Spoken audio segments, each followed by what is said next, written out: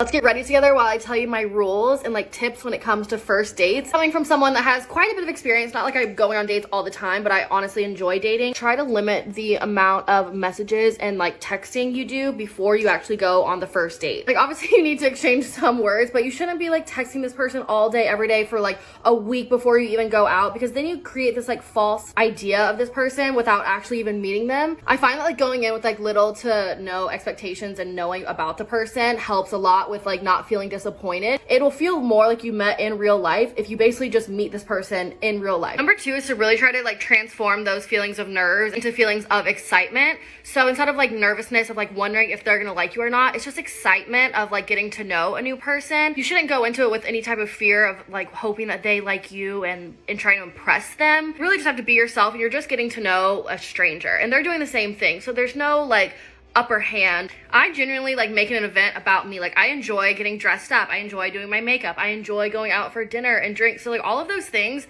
I like. So having just company to do it with just adds to it. So even if they weren't there, I would still enjoy it. Play my favorite music, put on an outfit I feel really good in, FaceTime my bestie, have a glass of wine. Like make that part just as important almost as the actual date, so that then if the date is considered a flop in your opinion, you still didn't really, you still had a good time. I feel like this one should be a given. It's not even really like a tip, it's a rule in my book. You're meeting in a public place. I don't even care. And I think like going on a hike and something like that's not even public enough because there's not enough people around and people are fucking scary. So you're meeting in a public place, and I would even suggest somewhere that you are comfortable with. So like a bar or a restaurant that you've been to before, that you kind of know the lay of the land and how it works, so that then even when you walk in, you're not as anxious because it's not like a new person, a new surrounding, like it's not a ton of things. You're comfortable with where you are, and so it'll help ease your nerves. This is personal preference on where you go on your first date. I'm not doing a coffee date. I do not like coffee dates. I think they come across like a business meeting. I think it's cheap. I feel like it feels rushed because you can only drink so many coffees.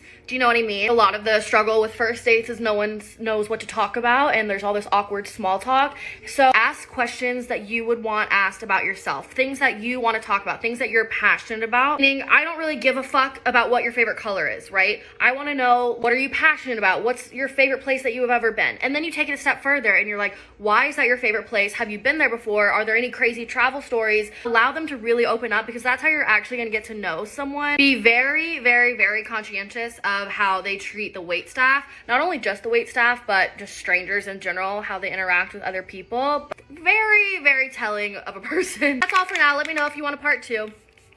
Love you, besties. Bye.